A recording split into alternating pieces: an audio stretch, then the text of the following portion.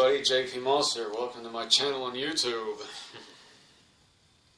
Shining with brightness and light and bringing all the love to the world. From within, the light shines within. Last night's experience, dream, okay? It was almost an experience. I was aboard a Sassani starship, Eshakani Sassani starship, extraterrestrial human hybrid. The interior of the craft was metallic, and I was wearing a white metallic suit. And in this dream, if you want to call it that, the Sassani commander said to me, he says, "We're going to another galaxy to rescue some people that got left there. But it's a galaxy that is 62 million light years away." He called it the 62nd galaxy. And so we took off, and I said, "Is that going to be through wormholes? Is that going to be through some kind of a..." What's he doing? He said, "It's through a process of time travel, where we're going back in time as we travel faster than light, 50,000 times faster than light." And it took off. There was a horrible, horrible roaring in the craft. It was shaking violently. What it was phasing. Matter was phasing. And there was a rainbow-colored light shining all around me. The rainbow light was everywhere. The white light was broken in the basic spectrum. And it was rainbow-colored. It was rainbow light everywhere.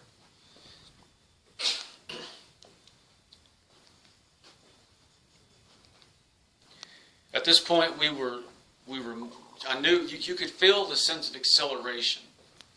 I wasn't scared, but then as we arrived at our destination, we weren't quite alive anymore. He said, "You've been phased, you're altered."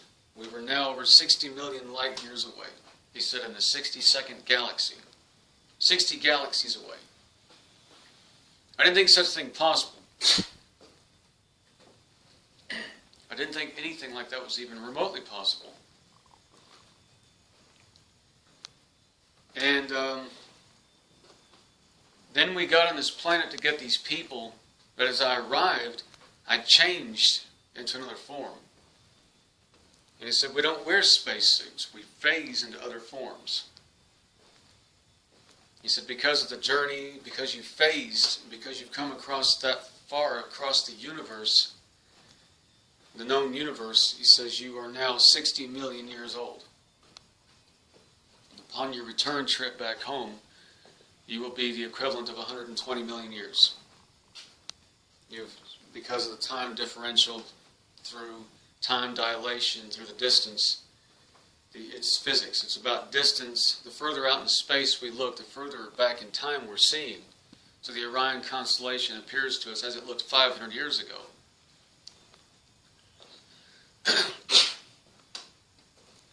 And he said that we had to rescue these people that got left there. And I said to him, "What in the world is why are these people, or any of this, is really any consequence to us?" I said, "My God, man." He was a little fellow, about this 4 feet tall, large eyes, short black hair, and a uniform. I said, "How can these people be of any consequence to us in the first place?" I told him this most incredibly lucid dream, very clear. I said, "You've got to be kidding me. This is across the known universe. From our perspective, they're long extinct. 60 million dinosaurs were roaming on the earth when these people were lost on this planet. Dinosaurs. Tyrannosaurus Rex and the giant raptors were running the earth at the time." He says, "But through a process of time travel, through a space-time antenna," as he described it, "our core engine," the Eshakani Sassani commander said, "allowed us to move through the universe at nearly 100,000 times the speed of light,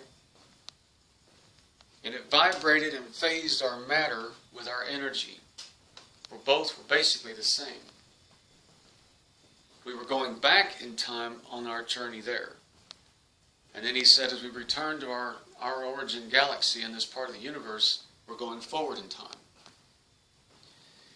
So the phase differential and space-time dilation through the massive distance of space is compensated through a kind of time travel technology. Their core engine is basically a time machine. Now they can sit in one spot and time travel on this planet. But that's why they traverse the universe. Not the galaxy, the universe. Intergalactic travel. Traveling between galaxies. At speeds that are mind-boggling, impossible to imagine. And as I said, everything in the interior of the craft became rainbow light. Okay, so as I was there, I was another being. I was on this world, another being. And I interacted with these people that said, "Thank you for saving us." At which point we got them back on this craft. They didn't look at all humanoid.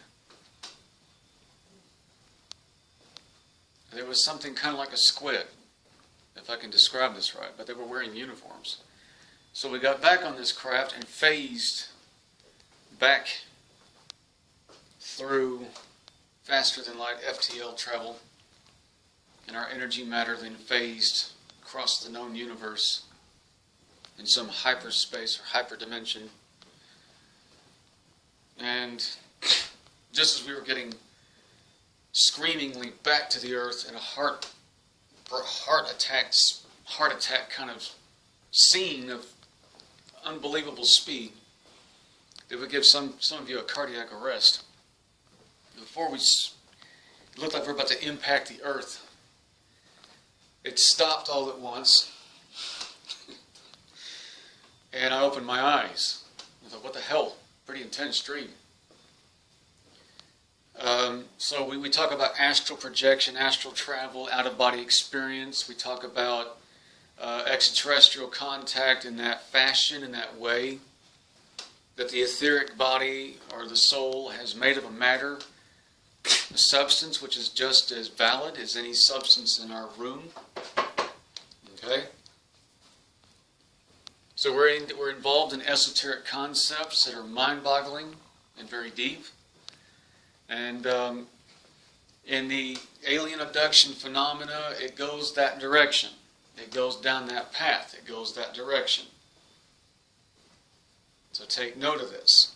It might have been an out-of-body experience, and I was taken. And again, their craft, when they phase shift into higher dimensions, they can phase their matter, and they can move through solid walls and look like ghosts to you. And many abductees have reported that in their bedroom at night, the wall became translucent and the beings walked right through the walls and came to them, picked them up out of their beds, and then took them to someplace else.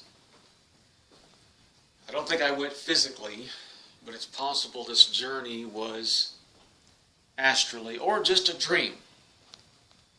A very, very incredibly colorful, rainbow-colored kind of experience dream. But you could feel the acceleration, and it was quite alarming.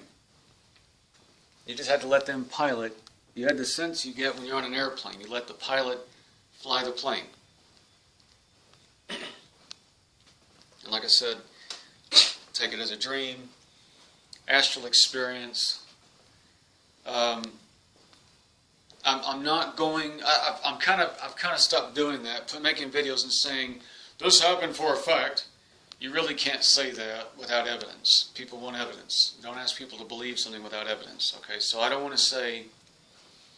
And because I've said other things to the public, I've had a lot of haters and detractors fire back at me and say, "Aren't you the guy that talks to aliens? You're the guy that talks to aliens, so we're just going to discredit your story right there."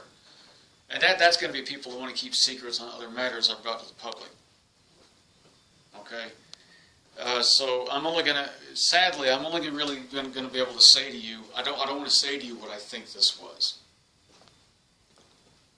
If you know me on private group, I'm Jason P. Moss, JP Moss on Facebook. You can reach me there. You can email me at cetenio@gmail.com. CEATENEO@gmail.com. We can talk about experiences all you like. But because I've been wrapped in the head so hard as of recent, I've had to stop. I've had to come down from giving opinion of what I think and feel that this dream or slash experience might have been. So we'll leave it like that. Anyways, there it is. Eshakani, Sassani, dream slash experience. Thank you for watching.